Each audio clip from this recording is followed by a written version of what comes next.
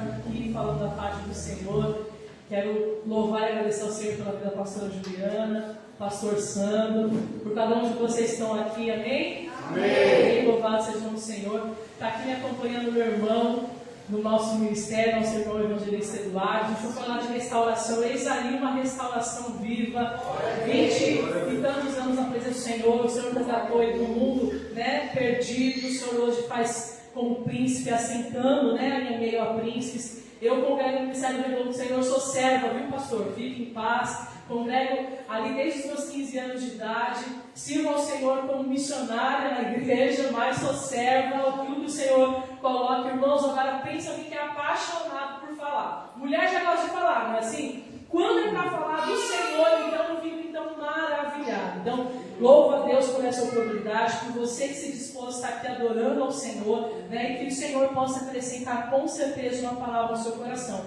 Eu quero fazer uma observação, amém? Irmãos, a gente congrega, a gente tem aí algumas oportunidades de estarmos em alguns locais para a glória do Senhor, mas o irmão que estava aqui dando um testemunho das vendas, ele também fez a abertura. Irmão, que oração, que chama da presença foi aquela, mas Senhor da glória. Irmãos, você já foi no aniversário onde o aniversariante não estava presente? Não existe isso. Agora você já foi em um culto onde Jesus não estava, irmãos, é terrível.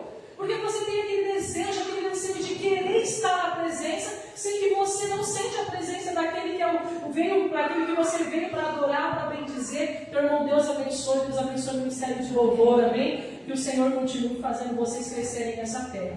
O Senhor me deixou uma palavra no meu coração. Nós temos aqui o tempo para estarmos falando do Senhor. Está no livro do Esdras, capítulo de número 3. Nós vamos ler o versículo de 1 ao 3, depois do 10 até o versículo 13. Vocês estão aí no propósito de quarta-feira da restauração, amém? Então, eu pedi ao Senhor uma direção em relação à palavra dele, e ele veio fortemente com esse texto, e que o Senhor venha acrescentar ao seu coração paz, direção, que ele possa trazer alimento para a sua alma nessa noite, amém? Esdras capítulo de número 3, versículo de 1 ao 3, depois a gente pula lá para o 10, tá? A minha epígrafe diz o seguinte: o povo reconstrói o templo, é levantado o altar. Versículo 1: chegando, pois, o 7º mês, e estando os filhos de Israel já na cidade, se ajuntou o povo como um só homem em Jerusalém. E levantou-se Jesua, filho de Josadaque, e seus irmãos, os sacerdotes, e Zorobabel, filho de Sealtiel, e seus irmãos, e edificaram o altar do Deus de Israel, para oferecerem sobre ele o holocausto, como está escrito na lei de Moisés, o homem de Deus.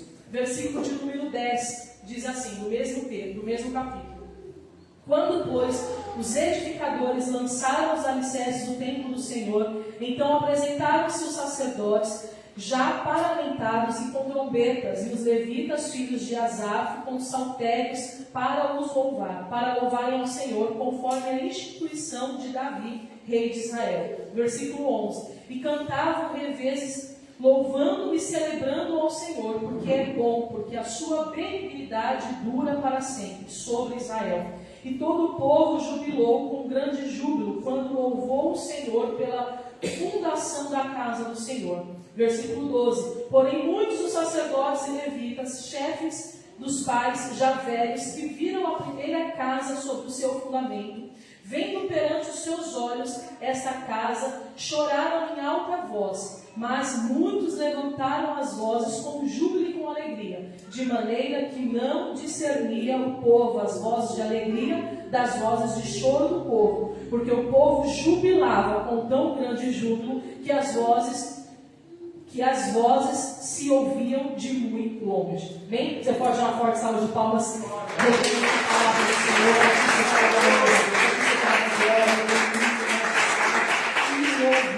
Louvado seja o nome do Senhor. Bem, irmãos, sei que vocês conhecem o texto que nós acabamos de ler, mas só para que a gente consiga estar contextualizando e todos possamos estarmos numa mesma página. Nós estamos falando aqui de um período pós-exílio. Nós estamos falando aqui de um período onde o povo de Deus passou por uma situação muito difícil. O final do livro de Crônicas, capítulo 36, vai falar do último rei que estava ali sob o domínio de Israel, que é o rei Zedequias. Nabucodonosor, que era o rei da Babilônia, vem, junto com os seus cavaleiros, junto com o seu exército, faz uma terrível destruição em Jerusalém. Onde era Jerusalém? Quem habitava em Jerusalém? O povo de Deus. O povo de Deus, eles receberam do Senhor uma promessa. Nós sabemos de toda a trajetória do povo de Deus, sabemos o período que eles passaram no Egito como escravos, o período que o Senhor ouviu a oração daquele povo e os libertou. E quando o Senhor os tira do Egito, o Senhor faz aquele povo promessas. Repita comigo: o Senhor faz aquele povo promessas. O Senhor faz aquele povo promessas. E o Senhor olha para aquele povo que talvez eles olhavam para eles próprios e eles não conseguiam enxergar nada a não ser escravidão. Eles estavam não somente fisicamente escravos, mas com as suas mentes também escravos. Eles estavam ali talvez de geração em geração, passados-se mais de 400 anos, e aquele povo escravo, o Senhor falava assim: ei, vocês são aquele povo que vai herdar uma terra no qual vocês vão colher daquilo que vocês não plantaram. Vocês vão habitar em casas que vocês não construíram, porque eu, Senhor, sou poderoso, que faço colher e faço cumprir. Imagina aquele povo olhando para si próprio, para a sua situação: eu mal tenho condições de comer. Eu trabalho para comer, porque o escravo é dessa forma. E o Senhor olha para aquele povo e liberta a palavra. Então a palavra do Senhor liberada é a condição que eu preciso para dar o meu primeiro passo. Eu não vi nada acontecer, nada ao meu redor aconteceu, mas se houve uma palavra liberada nos céus, vai em frente, confia, porque fiel, justo, santo e verdadeiro é aquele que prometeu e ele pode cumprir. Mesmo que nós olhamos ao nosso redor, não é comigo, não pode ser. Eu não tenho condições físicas, financeiramente, talvez culturalmente, mas se o Senhor liberou, nós precisamos crer. Algumas coisas foram acontecendo na carreira entre a palavra proferida do Senhor e o cumprimento da palavra, porque Deus faz isso sempre com a gente. Mas o que eu quero que você entre comigo nesse contexto é o seguinte: o povo sai do Egito como escravo, passa assim um período no deserto para o Senhor estar tratando, limpando, para o Senhor estar treinando, e eles entram numa terra, até o Senhor vai falar para eles: eis aí a terra no qual eu prometi. Eles colocaram a terra, os seus pés naquela terra, e realmente existiam frutos que eles não tinham plantado, existiam casas que eles não tinham edificado, e que estavam ali para eles tomarem posse. Tomarem posse. Falar assim: isso é de vocês, não vai ter nem por isso. Simplesmente Deus cumpriu a sua palavra. Falo simplesmente porque é tão fácil a gente ler no contexto histórico de 400 anos. Você pega 4 horas do seu dia para ler, serão 400 anos de história. Para quem viveu é difícil. Porém, o Senhor fala o seguinte: eu sou Deus, dono do ouro, da prata, eu sou Deus que faço.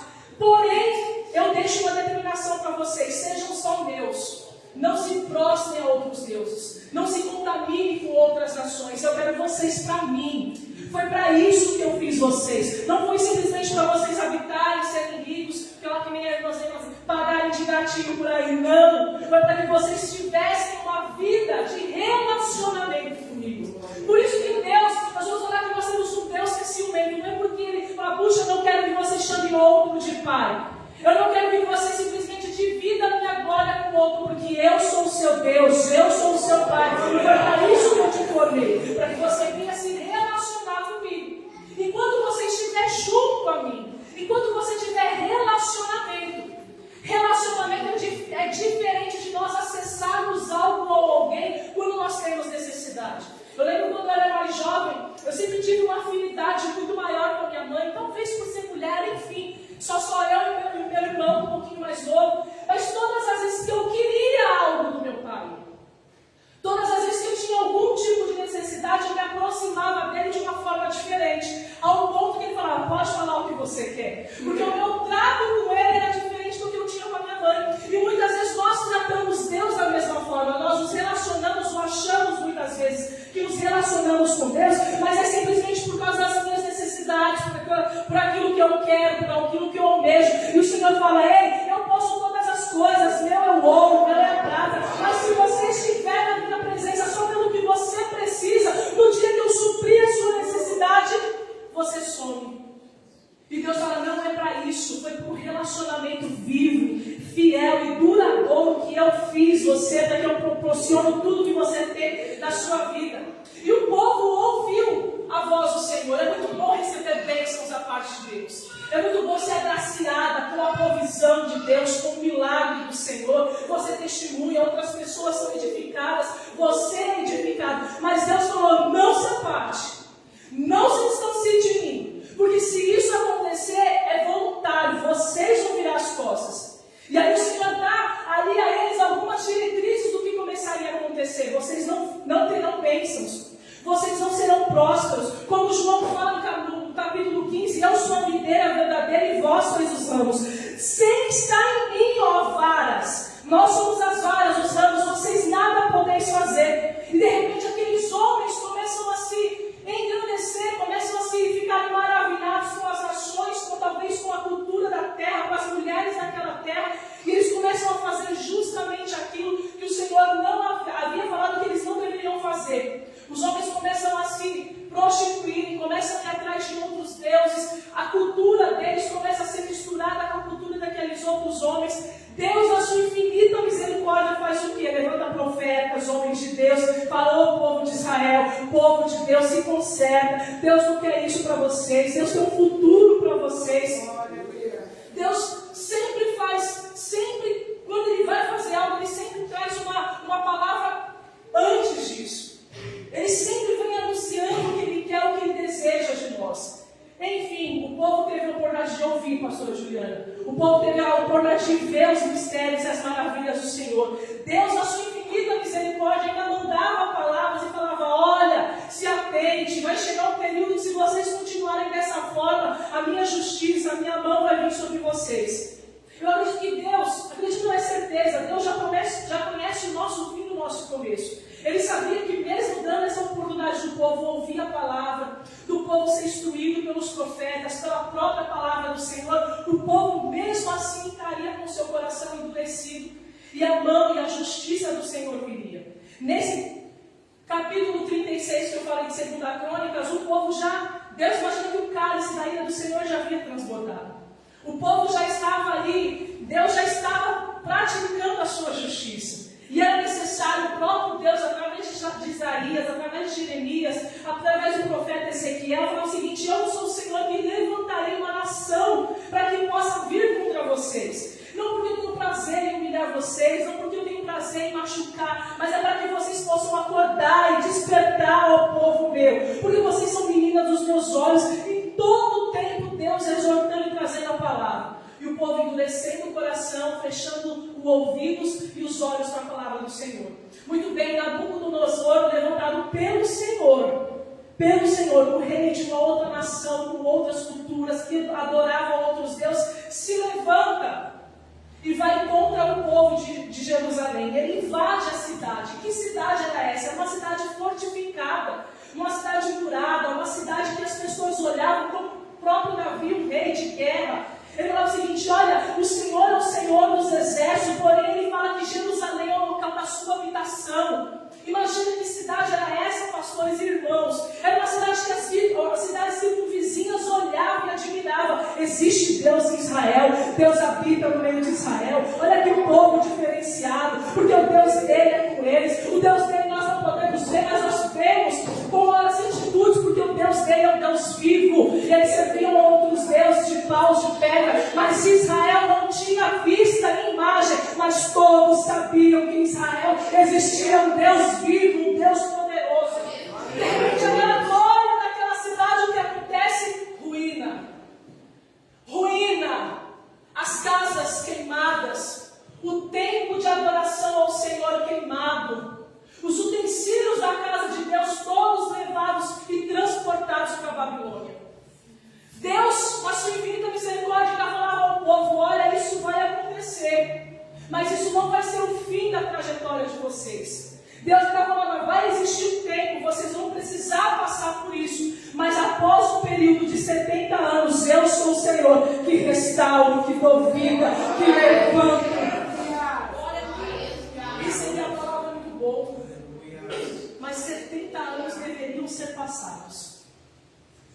70 anos deveriam ser passados com amargor. Poderia ter sido evitado antes. Nunca foi prazer. O Senhor, a própria palavra nos ensina: Deus não tem prazer na nossa tristeza. Deus tem prazer na nossa alegria. Na nossa alegria. E quando a gente fala de restauração, só se restaura algo que já teve um princípio, já teve uma existência, já teve um formato. Alguém constrói uma casa do nada, ele está construindo. Agora, quando ele precisa arrumar um cômodo ou fazer alguma coisa numa edificação, ele vai reconstruir, ele vai reorganizar. E o rei é muito difícil. O rei é muito dolorido. E muitas vezes poderia ser evitado por quem? Por Deus, não por nós. Por nós. A palavra de Deus vai nos ensinar que Deus nos permite passarmos por determinadas situações, não porque Ele quer nos humilhar, não porque Ele quer nos envergonhar, não porque Ele quer nos menosprezar, não, é porque Ele quer receber de nós, dos nossos lábios, do nosso coração, um perfeito louvor, uma perfeita adoração sincera. Sincera. Imagina que nós temos um Deus que é grande, tremendo. Fora dele não há, é um Deus tão grande. Por que Ele mira em nós? Por que Ele mira em você? Por que Ele te quer? Por que Ele tem anseio de estar contigo? Por que Ele tem anseio de ouvir a sua voz?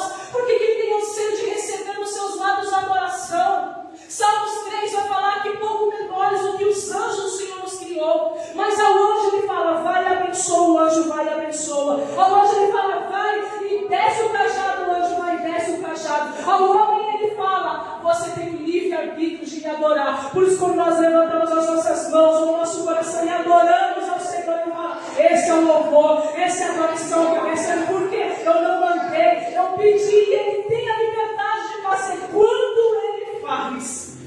Quando Ele adora, quando Ele se relaciona comigo, eu me sinto Pai amado. E o Pai que é amado, irmãos, Ele é. Imagina o seu Pai quando você ama, quando você está ali agradando, qual que é a consequência disso? É as mãos dele estendidas ao seu favor. É as mãos dele estendidas sobre você. Mas como o oleiro, nós sendo os vasos, aquele que estava construindo um vaso, o texto vai falar que nas próprias mãos do oleiro se quebra esse vaso. O oleiro tinha a possibilidade de pegar esse vaso que quebrou e fazer o quê? Jogar fora. Mas o texto fala que ele não faz isso, ele não pega aquilo que quebrou, que precisa de restauração, que precisa de cura, que precisa de libertação. Ele não pega e joga fora, não. O nosso Deus não. O nosso oleiro não. Ele pega alguém que está quebrado, alguém que está humilhado, alguém que está ferido. Sabe o que ele faz? Ele cura as feridas, ele restaura a vida, ele dá nova vida, ele dá vida àquele que está morto espiritualmente. Ele sopra nos corações daquele que não tem mais alegria de servir ao Senhor. Sabe o que é alegria? Alegria. Eu tenho falado que nós temos um Deus vivo. E tudo que vem dele produz vida, pastora Juliana. Nós temos um Deus vivo. Você tem um Deus vivo. Tudo que está nele produz vida. Eu preciso ter vida. Eu preciso ter alegria. Aquilo que sai das minhas mãos, aonde me manda, eu preciso produzir vida. Se algo está diferente, Deus não está errado. Há algo em mim que precisa ser arrumado, consertado, restaurado. Só que nesse Deus poderoso que está conosco nessa noite, tem poder para alcançar as nossas vidas. Poder, irmãos, para alcançar as nossas vidas. Eu não sei quantos anos vocês têm de evangelho na presença do Senhor, ou talvez de vida. Eu posso falar da minha vida. Eu sirvo ao Senhor desde os meus 15 anos por amor. Hoje tenho 18. Pouco mais de 15. Irmãos, a caminhada, o início da caminhada é tudo muito bom. Você quer conhecer crente novo convertido? Ele tem disposição de culto, ele tem disposição de culto de oração, é campanha, é monte, é período de leitura, vigília da leitura da palavra. Mas o tempo não pode ser o nosso inimigo. Eu começo aqui a caminhada, o tempo vai passando, eu já deixo de correr, vou dando trotinho. Vou caminhando mais um tempo, deixo de trotar e estou dando os passinhos. Mas a palavra de Deus nos ensina que vai ser salvo quem chegar primeiro. Não. A palavra do Senhor nos ensina que os vencedores é quem saíram de um ponto de partida e vão chegar até o outro lado. Aleluia. Eu preciso correr, se eu correr eu vou cansar. Eu preciso não parar, não estacionar, não estagnar. E nós estamos vendo hoje um povo cansado, oprimido, desanimado. E eu falo, essa fonte não é a fonte que o Senhor fala que ele é água viva. Água viva. Tem acho que o maior, o felino que mais foge que é o guepardo, se eu tiver errado alguém, ele parece que alcança 300 quilômetros por hora, irmãos. Alguém já tem 300 quilômetros no carro? É uma Ferrari, porém, vai ensinar que esse ser, esse felino, ele corre muito, muito rápido, mas não durante muito tempo. E nós somos pessoas que começam muito bem, começam animadas, e começam, vão e fazem, e aí o Abacuque vai falar de algo interessante, que quando nós chegamos no meio é algo preocupante, porque no meio você já está, puxa, já caminhei, eu já fiz, no meio eu já estou cansada, às vezes eu estou desanimada, às vezes eu estou desiludida, às vezes eu estou ferida, às vezes eu posso estar desiludido com o irmão, mas e quando a minha desilusão é com Deus? E aí como prosseguir? Como caminhar? Deus ainda nos deixa o Espírito Santo falar, ei filha, vamos, não desanima não. E às vezes a gente chora, geme, ai Senhor, mas está difícil. Deus, eu não consigo, Deus está doendo. Senhor, me dá graça. E o Senhor fala, eu tenho a graça, eu tenho a força. Eu só preciso que a disposição de não parar venha da tua parte. Venha de ti. Porque o Lamentações vai falar que aquele que faz a ferida também pode curar ela. Oséias, na verdade. Aquele que faz a ferida também é poderoso, tem cura para ele. Ele tem cura nas mãos dele. Ele tem bálsamo que pode vir sobre as nossas vidas. E muitas vezes nós estamos ali, sabe aqueles empurrões? Quando era criança, às vezes eu estava chateada com alguma coisa, tinha aquele dia que eu não queria sair da cama. Que eu estava debaixo das cobertas e falava, olha, daqui ninguém me tira, daqui eu não saio. Deus entende o nosso dia de fraqueza. Deus entende o nosso dia de tristeza, de desilusão. Mas Ele falava o seguinte, ei, esse dia precisa passar. Esse dia precisa passar, tem um dia novo ali, cheio de novas oportunidades, de esperança, esperando por você, para você viver. Há uma palavra liberada não por mim, não pelo pastor Sandro, mas uma palavra vindo de Deus sobre a sua vida. Que você seja bendito, como Ele melhora essa terra. Que sobre a sua vida há uma direção, a unção de Deus. Que Ele escolheu o seu corpo para fazer morada. Há uma palavra liberada por aquele que não mente. Por aquele que não mente, que não volta atrás. De repente, passa-se o período dos 70 anos e o povo aprendendo a lição com Deus. Aprendendo, falou, Senhor, por que o Senhor me trouxe até aqui? Por que eu estou passando por isso? E Deus responde. Deus vai dando as diretrizes. Passa-se um período que o Senhor havia falado e de repente levanta-se um homem, já não era mais o rei da Babilônia. Os persas ganharam da Babilônia em guerra e tomaram ali possessão, não somente da Babilônia, de todo o território que os babilônios tinham como seus. E o rei se levanta e fala assim, olha, existe um Deus, que é um Deus que eu não vejo, mas eu ouvi a sua voz e falou no meu coração, que é tempo de reedificar a sua casa. E ele manda, olha irmãos, era um homem que não conhecia Deus, e ele me manda, ele me dá essa ordenança, que eu no meio do seu povo levante homens, mulheres e crianças, que voluntariamente estejam dispostos, voluntariamente, e que estejam dispostos a voltar à sua cidade para reedificar. Tinha tanta coisa para reedificar, mas a ordenança de Deus foi o seguinte, para reedificar a casa do Senhor. Olha o que nós estamos falando. Eles estavam cativos numa terra, e o Senhor falava, ó, vou abrir a porta, a partir de agora vocês estão livres, só que só vai sair dessa porta para fora quem quer. Olha que interessante. 70 anos depois, irmãos, existiam pessoas que já não queriam mais, porque estavam acostumadas a viver daquela forma, acostumadas a viver na escravidão. Por isso o Senhor fala, voluntariamente que esteja disposto. Porque olha, se você quiser vai ter trabalho, se você quiser vai ter situação para ser feita. Deus, mas eu não consigo, eu não posso. Se você quiser, o Senhor te dá força, condição, aliança, provisão. Basta que você queira, porque o seu Deus pode. O povo que quis, o texto vai falar que eram 43 mil homens, servos, voltam para Jerusalém com o primeiro líder da caravana, Zorobabel. Quando chegam àquela cidade destruída, imagina a imagem que alguns tinham na cabeça, porque Nabucodonosor foi destruir a cidade em etapas. Uns eram levados e portados para a Babilônia, viam a cidade ainda edificada, bonita.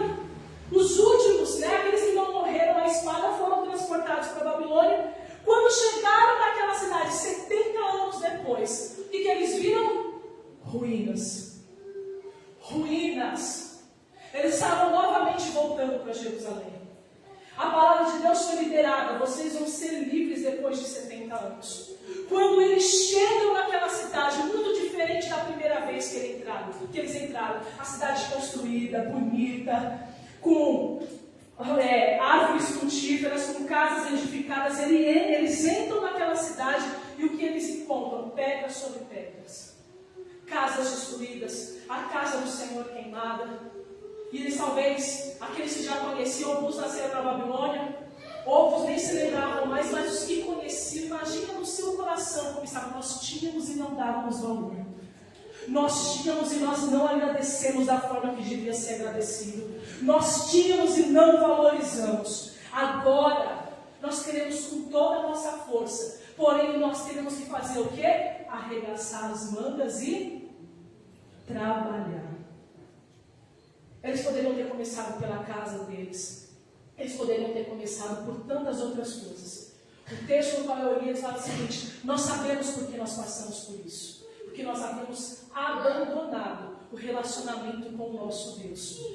Nós somos criados para o louvor da glória dele. E de repente, num período, essa relação foi quebrada. Quando essa relação se quebrou, nós entendemos que nós padecemos por isso. O texto vai falar que os homens levantam um altar. O altar em hebraico vai dizer que é Misbeia, que é o lugar do abate, é o lugar que nós sacrificamos. E o povo de Israel não conhecia a adoração a Deus sem sacrifício. Todas as vezes que eles iam adorar a Deus, eles tinham que sacrificar. Eles erguem o altar ao Senhor. Ó Deus, nós vamos começar pela parte certa. O Senhor é a primazia das nossas vidas. A Ti é o primeiro, a Ti é o nosso primeiro louvor, a Ti é o nosso... aquilo que nós temos de melhor, nós vamos dar a Ti.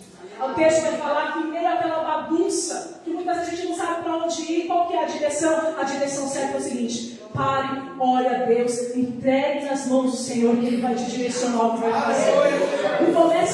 Não faça nada sem a direção do Senhor. Eles começam a adorar a Deus ali, sacrificando, bendizendo ao Senhor, começam a restabelecer. Eles começam a restaurar a comunhão primeiramente deles com o Senhor. Opa, imagina Deus, agora eu estou me agradando. Agora eu, o Senhor, estou recebendo o louvor e a adoração deles. Passado um período, o texto vai nos ensinar mais ou menos aí de 6 a 7 meses, eles começam a edificar o templo, a casa do Senhor. E eles começam a limpar, começam pela fundação, por aquilo que a gente olha e gasta. Quem constrói sabe muito bem disso. Você gasta dinheiro na fundação, ninguém vê nada, e vai dinheiro, e vai sapato, e vai terra, e vai cimento, e ninguém vê, mas é embaixo. O alicerce precisa estar bem estruturado. Não adianta querer crescer, porque crescimento sem alicerce não é crescimento, é inchaço. Eu preciso trabalhar a base primeiro, é fortalecer, é jogar terra, é deixar bem sólido, porque aquilo que a gente vai colocando em cima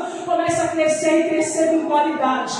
Crescer com qualidade. Então eles começam a trabalhar os alicerces. O texto vai nos ensinar aquilo que nós lemos, que alguns que estavam ali trabalhando firmemente pelos alicerces, porque é um lugar que ninguém vê, é a solidão mesmo, pastor. É difícil, é sozinho, é um tempo que mais, meu Deus, eu gasto tanto, eu invisto tanto, mas aos meus olhos parece que nada é feito. E o Senhor fala: fique calmo, trabalhe a base, vai fortificando a base. Quando vir o crescimento, não vai ruinar, não vai cair, não vai deixar de simplesmente ter algo e de repente cair, não. Eu sou o Senhor que começa a trabalhar na edificação, fortalecendo a base. E aqueles homens olhavam para aquela base sendo trabalhada. O texto vai falar que alguns mais velhos leem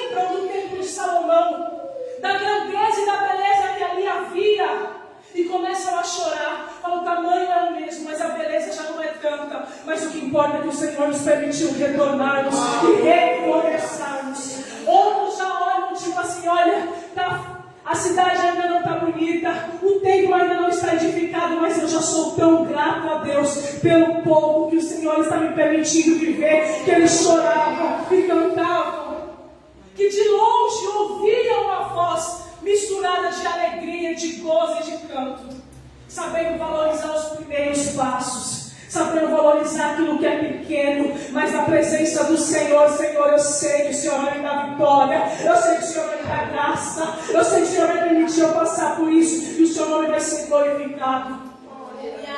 Irmãos, porém nem todo o povo de Deus que tinha sido transportado para a Babilônia tinha voltado. Quero que você entenda que nesse mesmo período existiam pessoas que estavam em Jerusalém restaurando a cidade e restaurando a sua vida com o Senhor, e alguns que já tinham decidido parar, desanimar, não produzir, não ser frutífero. E eu quero que você entenda que o texto, a palavra-chave que o Senhor trouxe ao meu coração é o seguinte: por muitos motivos a gente pode falar, puxa, é justo, eu posso estar sofrendo ou triste por algo, posso justificar e falar, não, é verdade, você tem todo o direito de estar triste, você tem todo o direito de estar desanimada, mas eu quero que você entenda que o direito nós podemos até ter. Deus em si fala o seguinte: eu até te entendo, talvez eu não concorde, porque eu quero você de pé, forte, restaurado, fortalecido. Algumas situações das nossas vidas sempre vão fazer o seguinte: tentar te parar. Jesus, quando morre na cruz do Calvário, ele transfere o direito da vida dele a nós. Nos dado uma sentença de morte por causa do nosso pecado. Jesus, quando morre na cruz, fala o seguinte: eu morri a morte deles, para que eles possam ter vida. Então o diabo já sabe que te matar, tirar a sua vida, porque a sua vida não está mais nas suas mãos. A sua vida está nas mãos do Todo-Poderoso. Ele ganhou, é direito dele, a sua vida é dele. Então se ele não pode te matar, o que ele quer te fazer? Te parar. Se ele não quer te matar, ele quer te parar. Ele quer minando as suas forças. Ele quer te desanimando. Ele quer fazer com que você produza cada vez menos. Irmãos, é estatística. As pessoas que são muito ágeis na vida, que trabalham durante muito tempo, lutam para chegar no período de descanso, de se aposentarem. Mas se elas não tiverem atividades, não forem ativos, o que acontece com elas? Elas morrem. Morrem porque uma pessoa que é ativa, uma pessoa que produz, uma pessoa que tem vida, ela deseja continuar vivendo. E quando você tira daquela pessoa o direito de produzir, de ser útil, para que eu vou viver? Só que muitas vezes o inimigo das nossas almas, conhecendo as nossas vidas, ele vai em todos os aspectos, mapeando as nossas vidas com o propósito de nos parar. Quando nós entendemos, puxa, foi o fulano que colocou o pé e eu tropecei. Foi fulano que não me deu uma oportunidade. Nós nos voltamos contra alguém, é difícil, mas não é tão difícil como nós nos voltamos contra Deus. Quando nós achamos que nós padecemos ou sofremos porque Deus assim quis. Se a gente pegar 6 anos para trás, eu passei por algumas situações na minha vida. Se você não desde os meus 15 anos, estou com 39 anos, sendo bem sincero, não tenho 18, embora a carinha. Irmãos, que eu imaginava o seguinte: eu falei, vim para o Senhor por amor, me casei na igreja, na presença do Senhor, desde os meus 15 anos. Deus foi maravilhoso comigo, me permitiu conhecer o mundo, e eu sou grata, muito grata a Deus por isso. Em 15 anos, 5 meses depois que eu me converti, eu já era segunda líder de jovens. Depois disso, eu já passei alguns 2 anos como primeira líder. Depois de 2 anos já como primeira líder. Era segunda, depois como primeira. Depois o meu ministério foi abrindo outras filiais. O Senhor me deixou como auxiliar do líder. Depois eu me tornei líder. Então eu fiquei 21 anos como líder de igreja, de ministério, até assumir a liderança da nossa sede. Morava em Carpas, a nossa sede é lá em Carpas. Me casei, sempre gostei de falar, então quem gosta de falar vai ser vendedor. Deus foi me dando destaque em algumas coisas, em algumas áreas da minha vida. 4 anos depois de casada, nós, não nasci rica, minha família muito menos, meu marido tinha bem menos do que eu, imagina a bênção. Mas no amor no olho bolso, Jesus,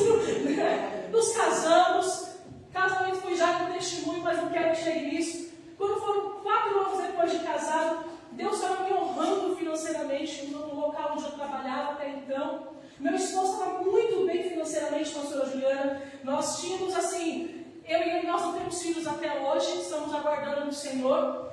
Para um casal jovem, com a renda que a gente tinha que fazer alguma coisa, a gente tinha que investir, a gente pagava aluguel. Qual que é o sonho de todo brasileiro? Ter sua casa própria.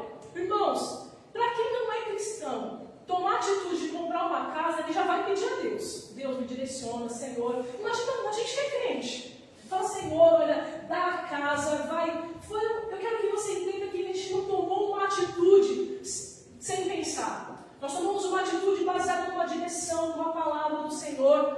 Né? A gente ia olhando algumas casas, eu com o meu esposo. No dia que deixa de pôr no coração dele, deixa de pôr no meu, nós entendemos, é essa casa. A casa novinha, nunca teve morador, foi construída ali nos sobradinhos onde a gente morava. E eu falei, Senhor, muito obrigado. A condição o Senhor tem nos dado, estavam nós dois trabalhando. Eu já trabalhava com meta, imagina assim, nunca, nesse período eu não tinha problema algum em bater as minhas metas. 3 meses de documentação, e vai para lá, e vai para cá, e vai, o pessoal liga na empresa. Meu marido tinha um negócio dele próprio. Eu assinei a documentação da minha casa no dia 7 de agosto.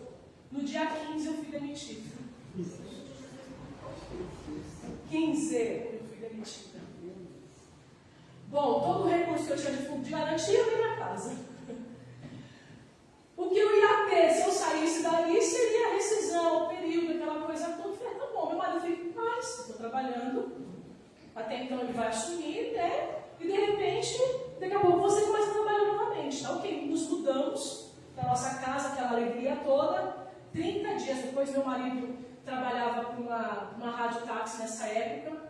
E o alvará que ele trabalhava era de uma viúva. E a viúva simplesmente ficou indignada que a gente comprou uma casa, não comprou o alvará dela. 30 dias depois, o que ela fez? Pediu o alvará. E sem alvará naquela época, hoje o Uber não podia. Resumindo, nós dois, desempregados, com um patamar de salário que para você construir, eu já estava trabalhando já há algum tempo para poder chegar onde eu estava. A prestação não era algo baratinho, e eu falava, Deus, muito crente, Deus vai prover, Deus vai fazer um milagre, aquela coisa toda, e Deus é poderoso para fazer. Eu falei, Senhor, eu estou debaixo da sua palavra, e vai culto, e sobe monte, e faz vigília. Resumindo, 4 anos e meio, 5 anos depois, vai o oficial de justiça bater na minha casa e falar, sua casa foi vendida. O banco tomou a casa. Eu falei, não, mas você está dando testemunho, fique em paz, você vai entender.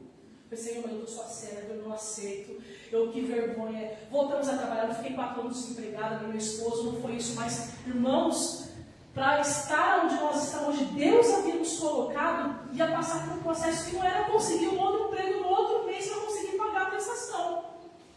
E eu falei, meu Deus do céu, nesse período de 4 anos que nós ficamos, fomos assaltados 4 vezes. 4 carros foram levados, 2 comigo e 2 com meu esposo.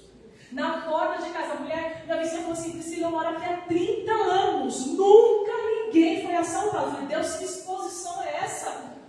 A primeira vez assaltaram meu esposo, 6 meses depois, meu esposo chegando na porta de casa, a minha garagem só cabia 2 carros, ele estava já com seguro, chegaria com o meu outro carro, teria que deixar um carro na rua, como ele ia chegar, ia sair mais cedo do que eu no outro dia, a minha garagem era retinha assim, ele foi tirar a chave do carro para poder as coisas de dentro do carro, foram lá e abordaram ele, levaram o carro, e imagina que naquela época o carro era um Versa, ele ficou do tamanho de um Fusca daqueles antiguinhos, pegaram o carro, tinha um pessoal que falava que era não sei o que da loja, eles pegavam o carro, eles roubavam o carro para poder estourar a loja, então eles pegavam a traseira do carro, dava ré, enfiavam numa loja, roubava a loja e abandonava o carro em algum lugar. 6 meses depois, na mesma posição, eu fui assaltada. 2. Depois a gente foi para os meus pais, ele foi assaltado no Rio de Janeiro e eu assaltado 4 vezes.